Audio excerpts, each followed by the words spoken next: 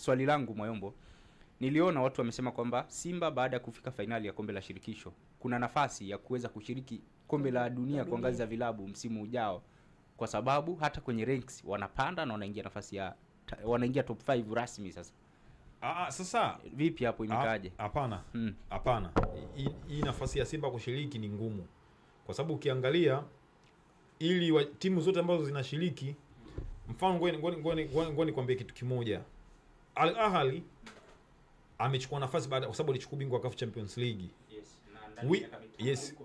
Wydad Casablanca amechukua nafasi kwa sababu alichukua bingwa wa Champions League 2022 Yes, umeona?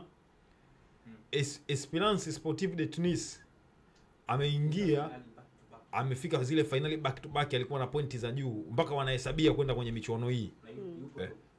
Yes, yupo mpaka saizi yupo na katika zile nafasi za juu. Mamelodi hivyo, umeona? Kwa hiyo ugumu unakuja hapo.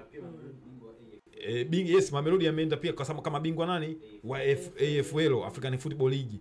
Kwa hiyo ina maana ile ndio imewabeba wale kukaa pale.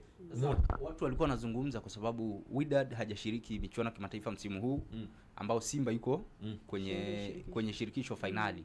Lakini pia ukiangalia kwenye ranks Simba anazidi kupanda. Wakasema pengine msimu ujao na kama akichukua pengine msimu ujao tukamwona. Na michuano yenyewe sinachezwa kesho kutwa tu.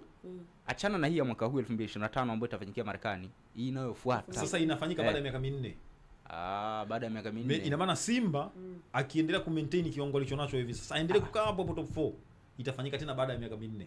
Kwa hiyo sasa hivi sio kila mwaka kwamba mwezi wa 12 unapigwa. Okay. Ndio maana imewekwa mwezi wa 6. Yaani michuano inayofuata itapigwa tena, hii ni 2026 25 2029 mwezi wa 6 itachezwa. Okay, sawa.